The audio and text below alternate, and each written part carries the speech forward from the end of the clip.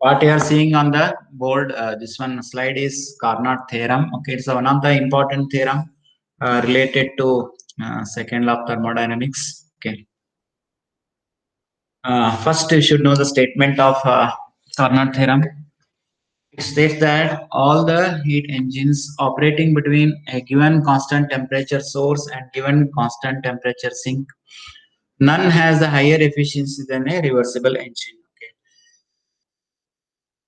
whenever you take number of the cyclic heat engines operating between a given sink and given source, okay, none has a higher efficiency than a reversible engine. Means the reversible engine is the one which gives the maximum efficiency along all the reversible engine.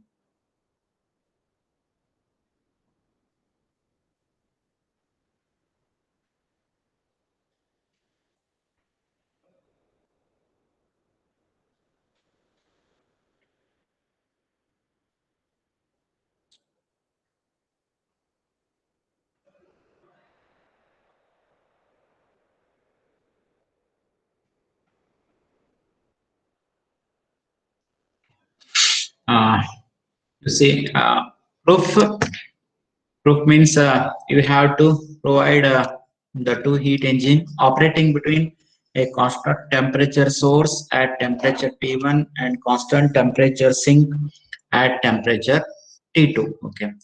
So among, and you have to show the heat engine, and whatever the amount of the work done by heat engine is WA, and HEB is the heat engine B, and WB is the work performed by the heat engine B. Okay. Next, Q1A is the amount of the heat extracted from uh, the source which is supplied to the heat engine A, and Q2A is the amount of the heat rejected from the heat engine A to the sink. Similarly, we are having the heat engine B. Q1B is the heat extracted from heat engine B, and Q2B is the amount of the heat rejected from the heat engine B. These are the notation. Source, sink, two heat engines A and B, WA and WB, Q1A, Q2A, Q1B and Q2B. Now, okay, among these two heat engines, let heat engine be any heat engine. Means it may be a reversible or it may be irreversible. But heat engine B, it should be a reversible heat engine. You remember, we are starting, we are going to assume that the heat engine be any heat engine and the heat engine be any reversible heat engine. Okay. Then we have to prove the efficiency of heat engine B is always greater than the efficiency of the heat engine A. Okay.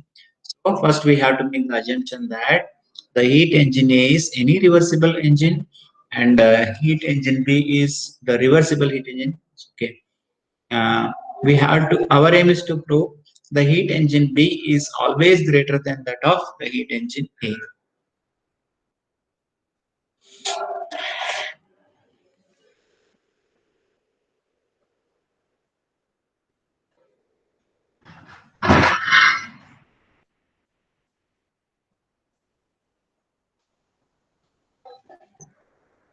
Okay, starting we are going to assume that the eta A is greater than, in the initial stage we are assuming that the heat engine A is having the more efficient that of heat engine B. Remember that we are going to do the assumption, and starting we are assuming that Q1A equals to Q1B equals to Q1, means whatever the amount of the heat extracted from the source is having the same magnitude as that of Q1B. Starting, we are assuming that eta A is greater than eta B, and Q1A equals to Q1B equals to Q1. And so, whenever Q1A equals to Q1B equals to Q1, in that case, the eta A equals to the eta B. Okay. Now, we are going to take the ratio. We know that the efficiency of any heat engine is given by the work done divided by the heat supplied. So for heat engine A, it is the ratio of WA divided by Q1A, and for the heat engine B, it is the ratio of WB divided by Q1B. Okay.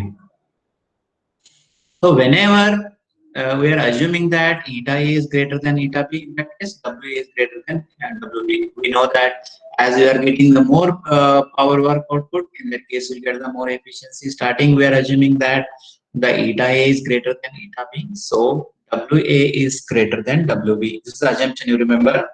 That is WA, whatever the work done by the engine A is greater than the work done by the engine B. Okay. Now what I am going to do here, this is, you see the arrow mark here, it is in forward direction, here it is also in forward direction. Now next what I'm going to do, I'm going to reverse the heat engine B. Okay, it is in reverse direction. So for that, you see the symbol E, it is reversed. So whenever it is reversed, we have to write in the different way. It is opposite to that of E. Okay, this is a reversible heat engine B, and so heat engine A remains as it is. WA, Q1A is the amount of the heat extracted from source T1, and Q2A is the amount of the heat rejected to the sink. Okay, and whenever you are reversing the heat engine B, so in that case we have to supply, because here you see when you have to change the direction. Initially, it was in the forward direction. Okay, that is from source to sink in the previous diagram, from source to sink. But here, whenever you are going to reverse the engine, in that case, you have to change the direction of heat flow from sink to source. Okay, one is in forward direction and one is in reverse direction. In the second diagram, whenever you are going to reverse the engine, and instead of work done by the engine, you have to work input to the engine. That is, instead of writing WB here, you have to write WB here. Okay, according to the Clausius statement. Okay, so the heat never flows from lower temperature gradient to higher temperature gradient without the work transfer. Okay, so here reversible heat engine is nothing but it becomes now heat pump only, and the heat flows from sink to source. Okay, that's why you have to change the arrow mark. Okay, from sink to source, and then and also instead of writing WB here, you have to write WB here, because the work input to the engine. Okay.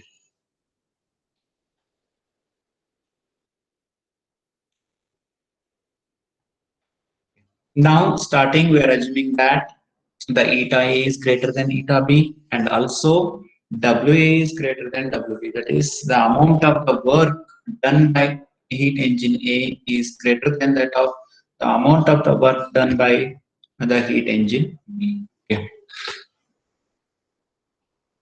Since WA is greater than WB, okay, assumption, we assume that W is greater than WB, then the sum part of the work, that is WA, is equals to WB. It is required to drive the heat engine, because to drive the heat engine, work has to be supplied, and that work has to be taken from the heat engine A. Okay, so whenever you are reversing the engine, okay, whatever the work output by the heat engine is required to supply that quantity of the work to run the heat engine, reversible heat engine B. And also, starting, we are assuming that Q1A equals to Q1B equals to Q1. That is, whatever the heat discharged by heat Q1B may be supplied to the heat engine, because you see here the heat is flowing from sink to source. Okay, and then it enters to source. The same amount of the heat is going to supply to the heat engine, because it is flowing in a cyclic order. Okay, so first Q2B, next Q1B, and Q1B and Q1A are same. The same quantity of the heat flowing from the reversible heat engine B to reversible heat engine A. In that case, what happens? The source may be eliminated. Here, whenever you are going to reverse the heat engine, the quantity of the heat Q1B is exactly similar to Q1A. The same quantity of the heat is transferred to heat engine A. In that case, we can eliminate the source. Can anybody tell which kind of this one it is? The elimination of source indicates what? Anybody?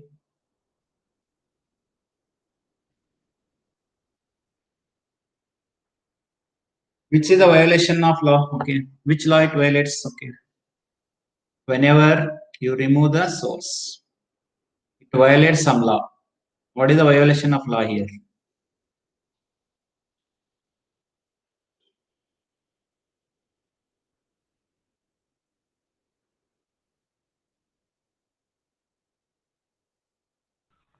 Sir, if you remove the source, it is basically pumping. I mean, the energy is moving by itself through the entire system. So it is not possible that energy moves by itself through the entire system with a single temperature because there is no temperature gradient anymore. So it is violating the second law of thermodynamics. Which law? Which law? Among two statements we're having, right? One is Kelvin Planck and one is Clausius statement. Which law it So is? I think uh, Clausius statement, sir. Can you tell me what is the difference between Clausius statement and Kelvin Planck statement? As it, what you understood, can you tell me? We're having two laws now. Clausius statement and Kelvin Planck statement. Generally, you tell me.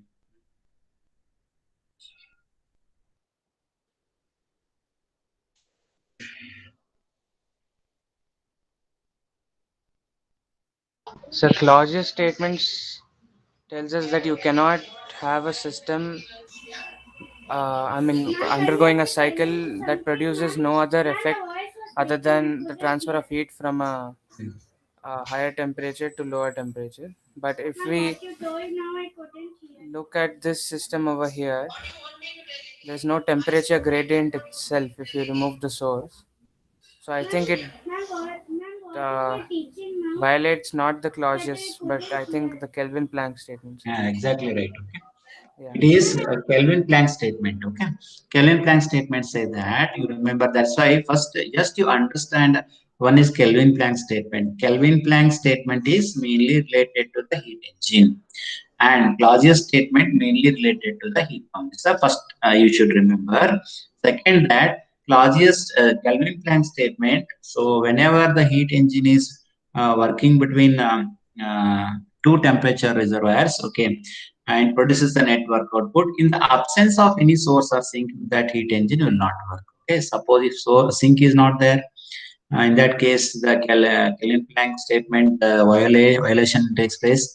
Okay, so in order to work the heat engine, we should have uh, one is the source and one is the sink. Okay, so whenever the source is eliminated in this case, only sink is there. Okay, so only presence of one thing, the heat engine will not work out, so that it violates the Kelvin-Planck statement. And you remember, a Clausius statement means the heat never flows from the lower gradient to a higher temperature gradient. Okay, it is possible if you are going to supply the work to the reversible heat engine. Reversible heat engine is nothing but heat pump, or it may be refrigerator also. Okay, hence first you understand the concept of second law of thermodynamics. Okay, so mainly we're having the two laws. One is Kelvin Planck statement, mainly related to the heat engine. In order to produce the net work output from any heat engine in a reversible cycle, we should have minimum two thermal reservoir. One is the source at higher temperature and one is the sink at lower temperature. In the absence of any one of the thing like source or sink, the heat engine will not work out, because according to the formula we are having, the efficiency of heat engine is given by W net divided by Q1. W net is nothing but Q1 minus Q2 divided by Q1. If Q2 is 0, in that case you'll get 100% efficiency. That is not possible at all.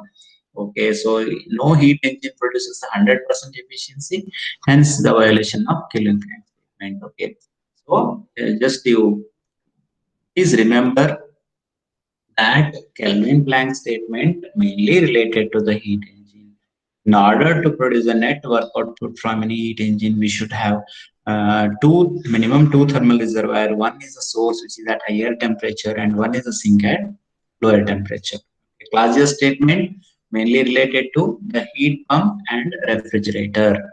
Okay, here in case of heat pump and refrigerator, the heat always flows from lower temperature gradient to higher temperature gradient with the supply of work. Hence, The heat pump and refrigerator are the work consuming device. Okay, you remember, and the heat engine is the work producing machine. So the heat engine W is positive, and in case of heat pump and refrigeration, the W is negative. Already studied the magnitude of heat transfer and work transfer in first module. Okay, whenever the work done by the system is positive, work done on the system is negative, and the heat transfer to the system is positive, heat transfer from the system is negative. Like that, you have to remember those concepts.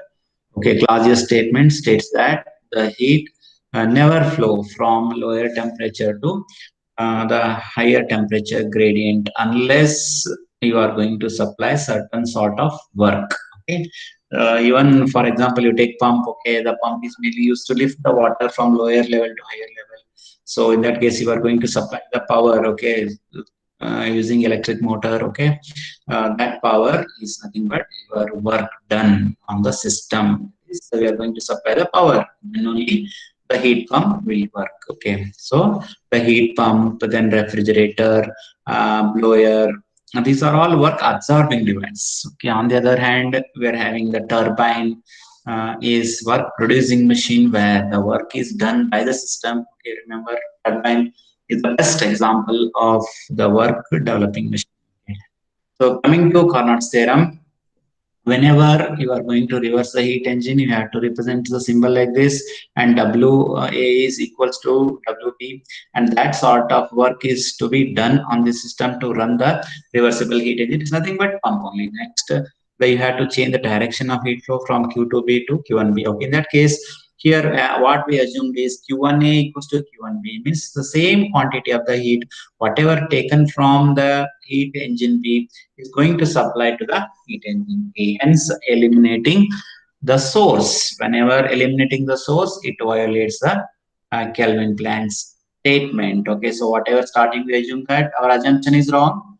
Okay, what we assumed in the beginning is eta A is greater than eta B. Okay, so but according to, by using this concept, by reversing the heat engine, whatever assumptions we made, it is wrong. Okay, uh, hence, it violates the Kelvin-Planck statement, and hence our assumption that eta A is greater than eta B is wrong.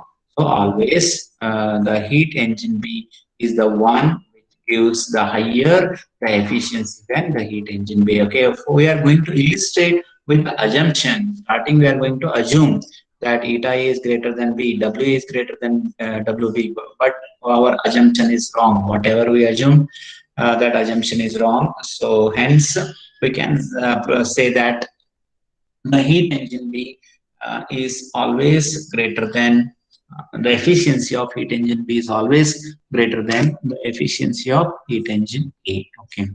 So this is the Carnot's theorem. Okay, we are having mainly mm, three theorems. Okay, one is equivalence of two statements. Okay, then Largest statement, Kelvin Planck statement, and this efficiency to prove the efficiency of a reversible cycle is always greater than the irreversible engine. Okay. And we can say that the efficiency of reversible engine is independent of nature or amount of the working substance undergoing in a cycle. Okay. So this is the Carnot theorem.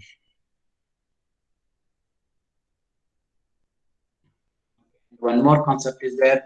Okay, we studied entropy. Entropy is the ratio of dq by t. Okay, you remember mainly we are having the four laws of thermodynamics. One is zeroth law of thermodynamics. Second one is first law of thermodynamics. Next, third one is second law of thermodynamics, and finally we are having the third law of thermodynamics. Okay, so now I'll tell zeroth law of thermodynamics. Zeroth law of thermodynamics is studied is the basic of temperature. Okay, so whenever a body A is in thermal equilibrium with body B, and also in separate, it is in thermal equilibrium with body C, then the bodies B and C are in thermal equilibrium with each other. Okay, that you have to explain with the diagram. Okay, repeat once again.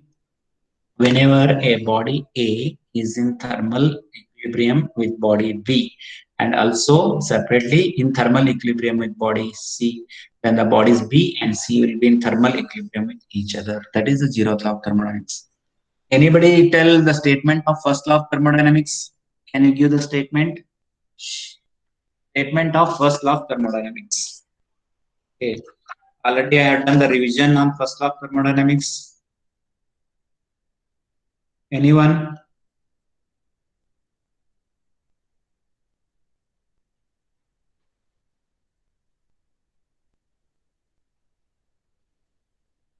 Statement of first law of thermodynamics.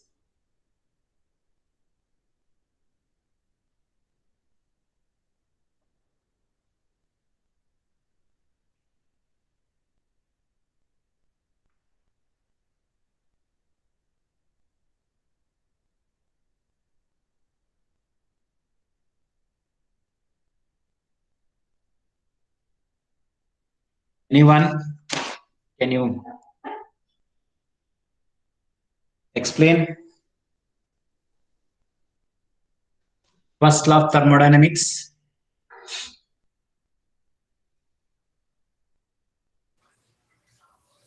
So explanation of first law of thermodynamics. A statement.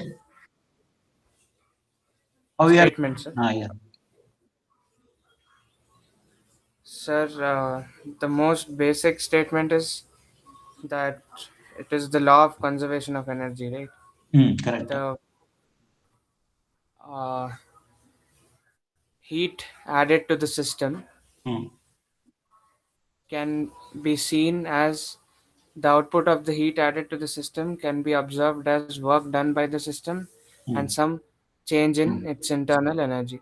Mathematically, dq is equal to du plus dw. Okay.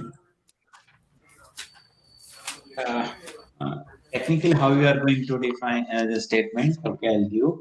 So first law states that for a closed system, okay, starting we have to indicate these words. Okay, for a closed system undergoing in a cyclic process. These are the two important things. Okay, we studied Joule's experiment. Okay, for a closed system undergoing in a cyclic process, the net amount of heat transfer is directly proportional to the net amount of work transfer. This is the first law of thermodynamics, and it is mainly based on the law of conservation of energy. That energy is neither created nor destroyed. The total energy associated with the system remains constant. Okay, so this is the a statement of first law of thermodynamics. Okay, whenever they ask you the statement means for a closed system undergoing in a cycle, the net work transfer is proportional to the net heat transfer. That is cyclic integral of dq equals to proportional to cyclic integral of dw. Okay. Cyclic integral of dq means your q1 plus q2 plus q3 like that. Okay, in a closed cycle, there may be so many energy transfer take place. We're having more than one heat transfer, we're having more than one work transfer. In that case, cyclic integral of dq is proportional to cyclic integral of dw. It is nothing but summation of dq equals to j into summation of w. So where J is constant of proportionality called as Joule's constant. Already you know the value of Joule's constant is 4.2. Okay, and this is the statement for closed first law of thermodynamics for a closed system undergoing in a cyclic process. Okay, so whenever you are taking undergoing the change of state, in that case, it is different. Okay, in that case, what you say, no, that is correct. Q equals to delta U plus W. Okay, for a system undergoing change of. Okay. Um, so in that case, we're having Q equals to delta U plus W. How we are getting that Q equals to delta U plus W means we are taking Q as the heat input to the system and W as the work output of the system. The net energy transfer, that is Q minus W, is nothing but it is a sort of energy that is associated with the system, and it is neither heat energy nor work energy. That we are calling it as energy. That is nothing but Q minus W equals to delta U, or Q equals to delta U plus W. This is the first law of thermodynamics.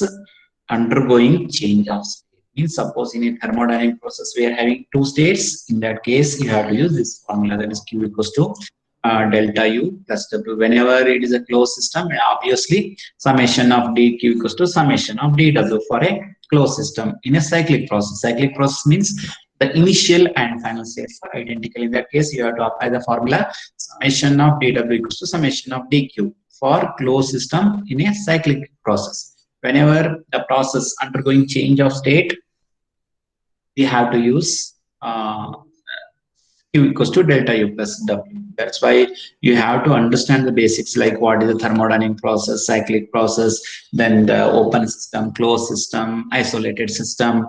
Okay, and then these are the concepts most important to understand this entropy, second law of thermodynamics, etc. Okay, that's why that first chapter is most important. There we are studying all basic definition. Coming to the next part, okay, this is also important, absolute thermodynamic temperature scale. Okay, sometimes they'll ask in the exam, prove that this one, explain about the absolute thermodynamic temperature scale.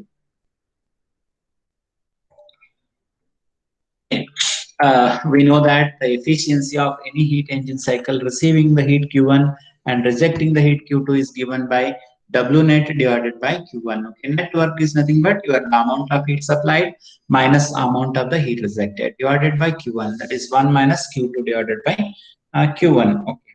So by second law of thermodynamics, it is necessary to have temperature difference scale to obtain the work from any cycle. Okay.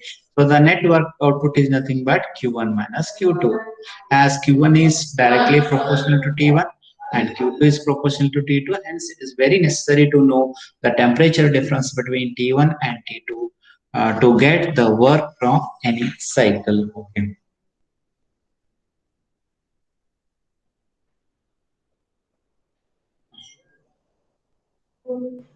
You see, by the second law of thermodynamics, it is necessary to know temperature difference between to obtain the work from any cycle.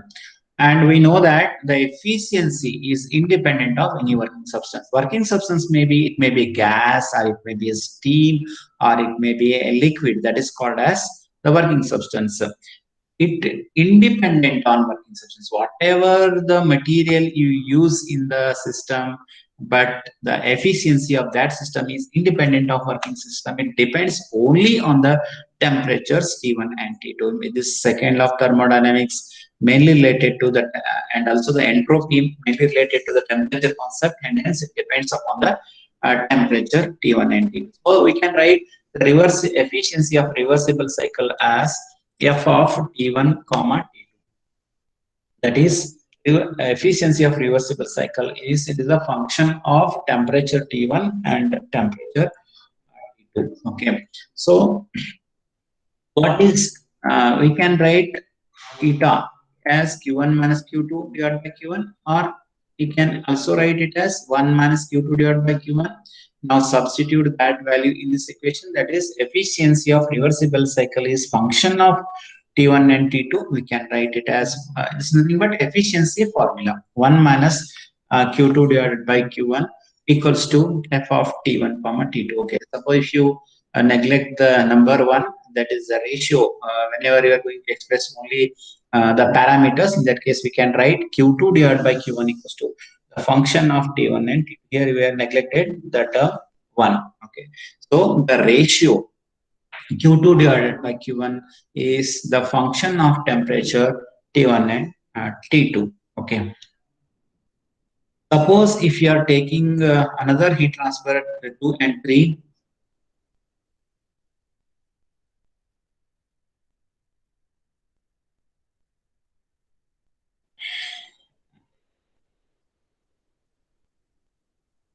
Okay, you see the diagram. Okay, so here we are having the heat reservoir T1 and here heat reservoir T3, and you see in the left side we are having the two heat engine E1 and E2, and in the right side we are having the only one engine E3. So E3 is the engine, reversible engine, which extracts the heat Q1 from thermal reservoir T1 and rejects the heat Q3 to the sink T3. Okay, here you left side see we're having more than one engines. E1 is a reversible heat engine which extracts the quantity of heat Q1 and the rejects heat Q2 to the engine 2. Okay, according to our definition, the net work done is given by the heat transfer minus heat rejection. Okay, that is W1 equals to Q1 minus Q2. So similarly, E2 is the another heat engine. Q2 is the amount of the heat supplied to the heat engine 2 and Q3 is the amount of the heat rejected to the sink. So W2 equals to Q2 minus Q3. And here uh, W3 is nothing but Q1 minus Q3. The E1 W1 is Q1 minus Q2 and here W2 is Q2 minus Q3 and W3 is Q1 minus Q3. W2 is Q2 minus Q3. So you just remember the work done in any cyclic heat engine is the difference between the heat supplied and the heat rejected. Okay. So whenever you take 1 and 2 we can write it as a function of temperature T1 and T2. Suppose if you take the ratio Q2 by Q3, in that case it is a function of T2 and T3 because Q2 is related to temperature T2 and Q3 is related to temperature T3 and Q1 by Q2 is it is a function of T1 and T2 because Q1 is proportional to T1 and the Q2 is proportional to T2. Like that you can write, and you have to write this diagram. Now here we are going to take the ratio. Okay, Q1 and Q3. Suppose you take this one E3, that is the engine 3. In that case, how we are going to write Q1 divided by Q3 equals to function of T1 comma T3.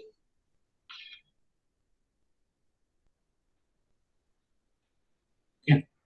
So Q1 by Q3 equals to function of T1 by T3. Now suppose you take the ratio Q1 by Q2. How you are getting Q1 by Q2? Q1 by Q2 is nothing but Q1 by Q3 divided by Q2 divided by Q3. Here, suppose you cancel Q3, Q3, you get the ratio Q1 by Q2 only. Uh, but we know that Q1 by Q2 is function of T1 comma T2 as Q1 is related to T1 and Q2 is related to T2. So what is Q1 by Q3? How we are writing this functionality? Same thing we are going to write for this ratio, that is Q1 by Q3. We can write it as function of T1 comma T3 and Q2 divided by Q3 we are going to write it as function of T2 comma T3. Just in this case you are going to take the ratio, that is Q1 by Q2, and you have to rewrite the equation as Q1 by Q3 divided by Q2 divided by Q3. But we know that Q1 by Q2 is the function of temperature T1 and T2, and here is the function of T1 and T3 divided by function of T2 and T3. Okay, the ratio Q1 by Q2 depends only on T1 and T2 and it is independent of T3. You see in the diagram, okay, so ratio Q1 and Q2 depends only on T1 and T2 and it is independent of temperature T3. So, and just f of T1 comma T3, we are going to write it as another functionality phi of T1. Okay, is another functionality. Is f is function. Phi is the another functionality. Okay, so phi of T1 divided by phi of T2. Okay, because the ratio Q1 by Q2 depends only on temperature T1 and T2. It does not depend upon the temperature T3 because it's not yet related to T3. So we are going to omit the term T3 here in this equation. Finally, we are going to write it as Q1 by Q2 equals to f of T1 comma T2 equals to phi of T1 divided by phi of T2. Okay. So, Kelvin defined as the simplest possible way to define the absolute thermodynamic temperature scale. Okay, so that is, let us assume that phi of T is nothing but T only. Okay, function of T is nothing but it is mainly related to temperature. Instead of phi of T, we can write it as T. And by removing that phi symbol in the above equation, that is Q1 by Q2 equals to phi of T1 divided by phi of T2. So Q1 divided by Q2 equals to T1 by T2. Okay. It is also known as the Kelvin scale. That is, the heat transfer Q1 is proportional to T1 and Q2 is proportional to T2. Okay. And also the triple point of water is taken as standard reference point. Okay. So T is the, we can take it as atmospheric temperature, and T1 as the triple point. Okay. What is the difference between triple point and critical point? Anybody? We studied in ideal gas and those things. Okay. What are the things you know about triple point and critical point?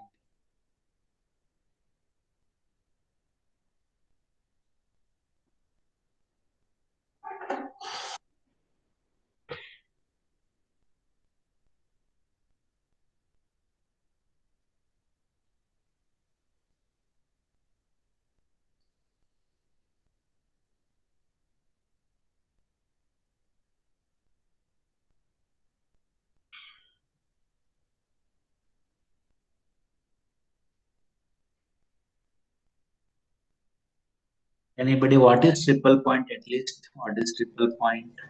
Triple point of water. We studied in ideal gas, real gas.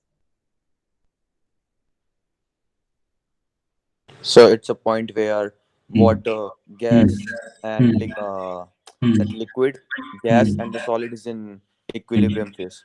Yeah, good. Okay. So, triple point is the point where all the three phases of a substance like liquid, vapor, and solid phases coexist in equilibrium condition. And remember, the triple point of water is 0.01 degrees Celsius. Okay. You remember this is the value?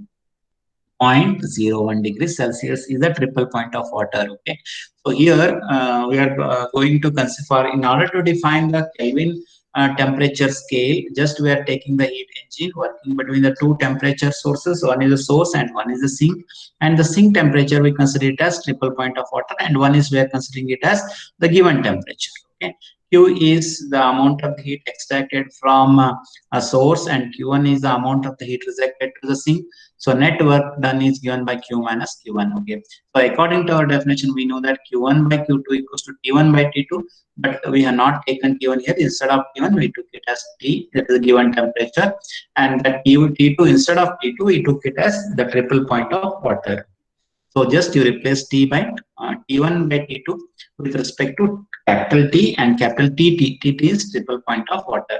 So we know that triple point of water is 273.16. How we will get 273.16 is 273.15 is the standard value plus 0.01. You'll get 273.16. So in whenever they ask the exact value of your Celsius scale to Kelvin scale is 273.15. But normally we are not considering the decimal point. We are considering only 273. Better you consider whenever going to derive such kind of equation. In that case, you have to consider the exact value. Okay. So 273.15 plus 0.01, that is the triple point of water.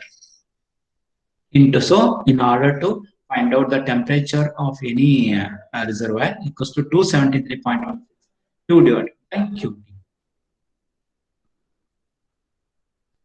So in this class we discussed Carnot's most important things we discussed. One is our Carnot theorem. So whenever we ask Carnot theorem, first you have to give the statement is most important for any theorem. First you have to give the statement, then you have to draw the corresponding diagram. In this case we are having two diagrams, three diagrams are there.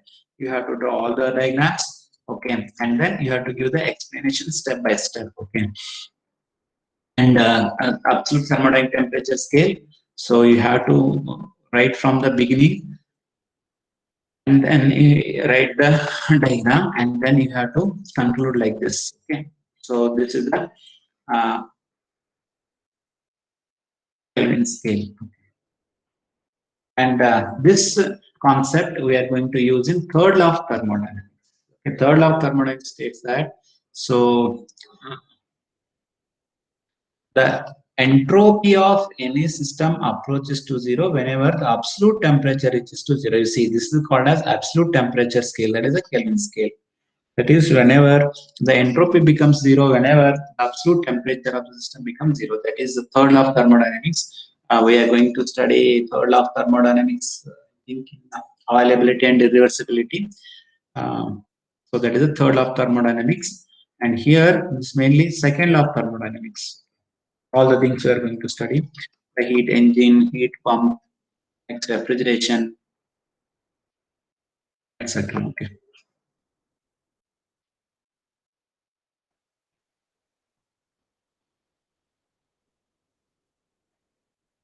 Okay. Just I'm going to do one simple problem related to second law of thermodynamics based on Carnot heat engine. You see, first we have to analyze the problem. A Carnot engine works at high temperature 600 Kelvin with the efficiency of 40%. If the efficiency of the engine is 75% and the lower temperature kept constant, what is the higher temperature? Okay. So starting they have given the high temperature, that is temperature of the source as 600 Kelvin with the efficiency of 40%. So whenever you are going to increase the efficiency of the engine by 75% and there's no change in sink temperature, what will be your source temperature? Okay, that is a question. So that how they are asking you, try to analyze the problem. Okay, starting they are given the efficiency as 40% and T1 as 600 Kelvin. Okay, if the efficiency of the engine is increased to 75% and if there is no changing in the sink temperature, what will be the highest temperature? Means what will be our the source temperature? Okay, as we know that the efficiency of any heat engine is given by the higher temperature minus lower temperature divided by a higher temperature. Okay, the starting value you have to substitute zero point 0.4 efficiency. The highest temperature is 600 Kelvin minus lowest temperature is 600. By utilizing this equation, first we are going to find out the efficiency of the lowest temperature as 360 Kelvin. You remember all the values are in Kelvin. Okay, so 0.4 into 600. After solving this one, TL equals to 360. Now, in the second case, the efficiency is going to increase by 75% and keeping TL is constant. There is no change in the sink temperature. But what will be your the source temperature? In that case, once again, you apply the efficiency of heat engine is given by TH minus TL divided by TH. Okay, efficiency, whenever you are going to increase 75% from 40%, okay, you have to put 0.75. Okay, don't put 75, you have to put 0.75 in decimal place, equals to TH minus 360 divided by TH.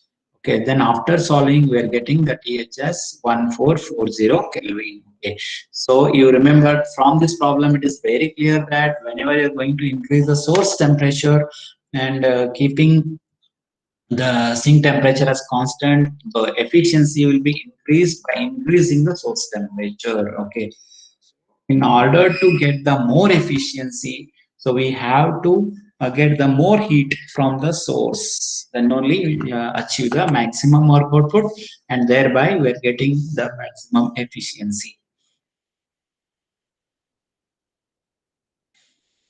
Okay, related to Carnot engine, please remember, so that we are having one is source temperature and one is the sink temperature.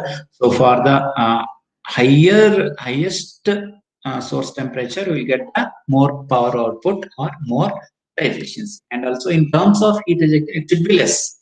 Okay, so for minimum temperature of the heat rejection, we are getting the maximum efficiency. So these two things you keep in mind.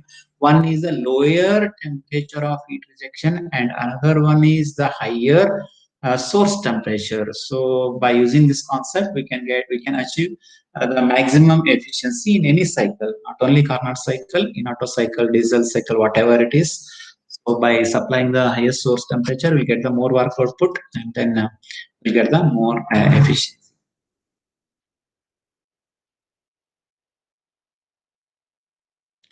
Okay, I hope you understood the second law of thermodynamics. So all the things I explained, okay, revision also. Okay, you mainly concentrate on the second law of thermodynamic statement. Okay, next, mainly Clausius statement, Kelvin Planck statement. The equivalence most important. Okay, every time we used to ask this question for 10 to 12 marks. Okay, equivalence of two statements, and then Carnot theorem. Okay, Carnot theorem you have to explain with the sketches. Then absolute temperature scale, Carnot cycle, the various process involved in the Carnot cycle, the efficiency of the Carnot cycle, and also Carnot cycle why practically impossible. Okay. Those who are not entered your USN, please enter USN in the chat box without fail. Okay. Those who are not submitted the assignment, submit as early as possible. Okay. So assignment carry marks. So don't delay. Already time up. Okay. So you have to submit the assignment without fail. Okay. Already I have put it in the WhatsApp group. Don't delay, as early as possible you have to submit. Okay, thank you guys for joining the session.